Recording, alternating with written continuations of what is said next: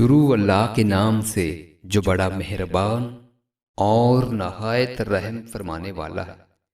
حکیم بن حزام رضی اللہ تعالیٰ عنہ نے بیان کیا کہ میں نے رسول اللہ صلی اللہ علیہ وآلہ وسلم سے کچھ روپیہ مانگا تو آپ صلی اللہ علیہ وآلہ وسلم نے مجھے عطا فرمایا۔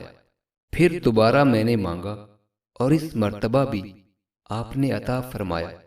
پھر ارشاد فرمایا، حکیم، یہ مال دیکھنے میں سرسبز، بہت میٹھا اور مزیدار ہے، لیکن جو شخص اسے دل کی بے تمی کے ساتھ لے اس کے مال میں تو برکت ہوتی ہے، اور جو شخص اسے لالچ اور ہرس کے ساتھ لے تو اس کے مال میں برکت نہیں ہوتی، بلکہ اس کی مثال اس شخص جیسی ہے جو کھائے جاتا ہے لیکن اس کا پیٹ نہیں بھرتا، اور اوپر کا ہاتھ دینے والا نیچے کے ہاتھ لینے والے سے بہتر ہوتا ہے۔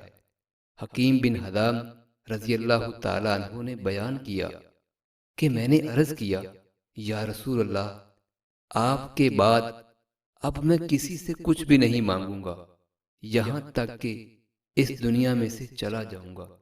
چنانچہ آپ صلی اللہ علیہ وآلہ وسلم اپنے رفیق اعلیٰ کی طرف روانہ ہو گئے۔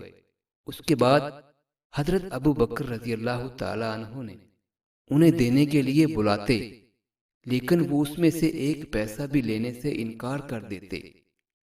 پھر عمر رضی اللہ تعالی عنہ اپنے زمانہ خلافت میں انہیں دینے کے لیے بلاتے اور ان سے بھی لینے سے انہوں نے انکار کر دیا۔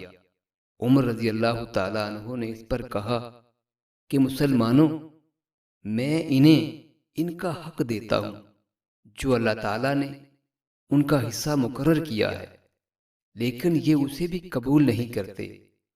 حکیم بن حزام رضی اللہ تعالیٰ عنہ کی وفات ہو گئی، لیکن آپ صلی اللہ علیہ وآلہ وسلم کے بعد انہوں نے کسی سے کوئی چیز نہیں لی۔